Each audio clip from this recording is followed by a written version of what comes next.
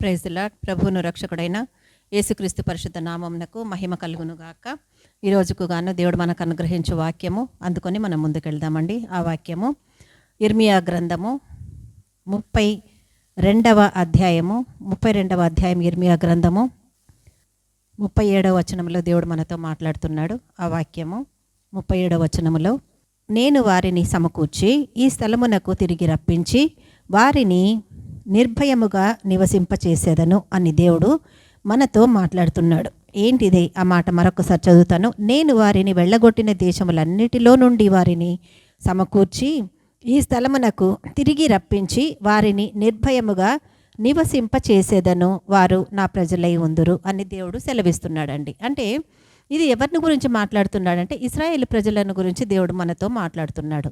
ఇశ్రాయేలు ప్రజలను గురించి మాట్లాడుతూ ఆయన చెప్తున్నటువంటి మాట, అనేక సార్లు ఇశ్రాయేలు ప్రజలు దేవుడు చేసిన ఎన్నో కార్యములను, మేలులను, ఆయన కార్యములను, ఆశీర్వాదములను అందుకొని కూడా ఎంతగా వాళ్ళని ఆదరించి నడిపించినప్పటికీ కూడా ఆ క్రియలన్నిటినీ, ఆ కార్యాలన్నిటినీ, అద్భుతాలన్నిటినీ మర్చిపోయిన స్థితిలో అనేక సార్లు వాళ్ళు దేవుని మీద సనుగుతూ, గొనుగుతూ, దేవుని మాటకు లోబడకుండా హేయమైన క్రియలు చేస్తూ, దేవుని నుంచి తప్పిపోతూ మళ్ళీ దేవుని దగ్గరికి వస్తూ, ఈ విధంగా లోకములో ఉన్న పాపము, భ్రష్టత్వం అంతా వాళ్ళల్లోనే పెట్టుకొని భయపడ్డట్టు నటిస్తూ, కొన్ని విషయాలలో దేవుని మీద ఆధారపడుతూ ఈ విధంగా అనుసరించినటువంటి ప్రజలే ఉన్నారండి వాళ్ళు.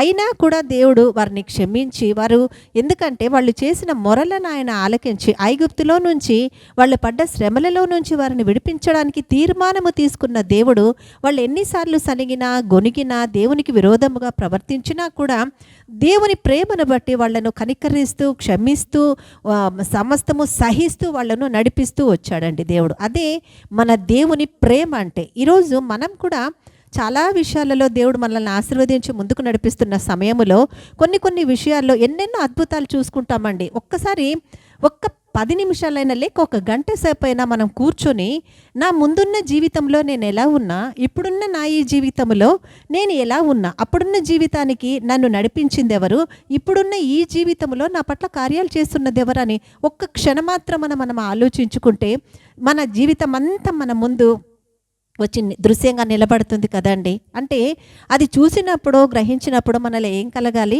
కృతజ్ఞతాభావం కలగాలి. దేవుని మీద అపారమైన నమ్మకము, విశ్వాసము కలగాలి కదా, పొందుకున్నాం కాబట్టి.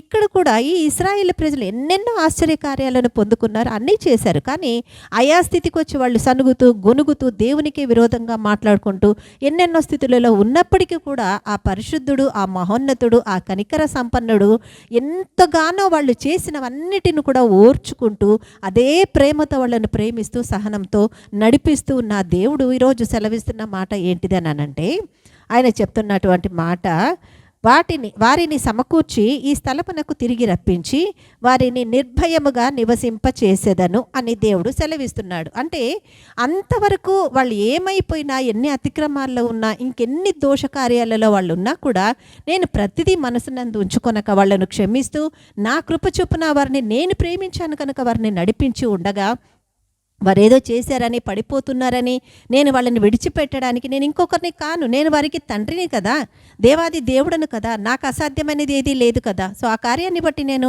వాళ్ళని ఆశీర్వదిస్తానని దేవుడు వాళ్ళను, తప్పిపోయిన స్థితిలో ఉన్న వాళ్ళను కూడా తిరిగి పిలిపించుకుంటూ దేవుడు సెలవిస్తున్న మాట ఏంటిదంటే, ఇదిగో నాకు కలిగిన కోపోద్రేకము చేతను, మహారౌద్రము చేతను నేను వారిని వెళ్ళగొట్టిన దేశములన్నిటిలో నుండి వారిని సమకూర్చి ఈ స్థలమునకు తిరిగి రప్పించి ఏమంటున్నాడు, నేను నా కోపము చేత, నా రౌద్రము చేత వాళ్ళని ఆయా స్థలాలకు వెళ్ళగొట్టినప్పటికీ కూడా మళ్ళీ నేను వాళ్ళను దేశములన్నిటిలో నుండి వారిని సమకూర్చి ఈ స్థలమునకు తిరిగి రప్పించి వారిని నిర్భయముగా నివసింపచేసేదను అని దేవుడు సెలవిస్తున్నాడు. కాబట్టి ప్రియ సహోదరి, సహోదరుడా, ఇంతవరకు నువ్వు ఎన్ని కార్యాలు దేవుడి పట్ల ఎంత విరోధంగా ఉన్నా, ఎంత ప్రేమను పొందుకున్నా, నీ యొక్క బలహీనతను బట్టో, నీ యొక్క అవిశ్వాసమును బట్టో, నీ యొక్క అపనమ్మకమును బట్టో నువ్వు కృంగిన స్థితిలో ఉండి దేవునికి దూరంగా జరిగి ఉన్నావేమో, అంత మాత్రం చేత నా దేవుడు నిన్ను విడిచిపెట్టాడు.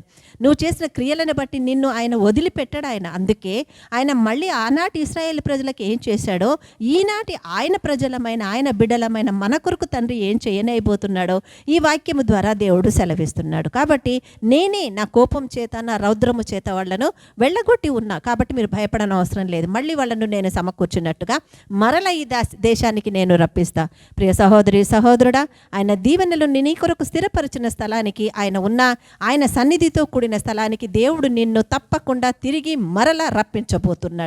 అంటే నీ ఆశీర్వాదంలో నువ్వు తిరిగి అందుకొనబోతున్నావు. ఈలోగా నువ్వు నీ మనసు మార్చుకొని ఆనాటి ఇజ్రాయేల్ ప్రజల వల్లలే కాక ఈనాటి యేసయ్య బిడ్డల వల్లే నిన్ను నీవు తగ్గించుకొని ఆ సర్వోన్నతుని గణపరిస్తే కోల్పోయినవన్నీ తిరిగి రెట్టింపుగా నువ్వు పొందుకొనబోతున్నావు. ఇటు కృప ఈ వాక్యము ద్వారా మన దేవుడు మనకందరికీ అనుగ్రహించి ఆ సర్వోన్నతుడు మాత్రమే మహిమ పొందును గాక. Amen, amen, amen. హల్లెలూయా.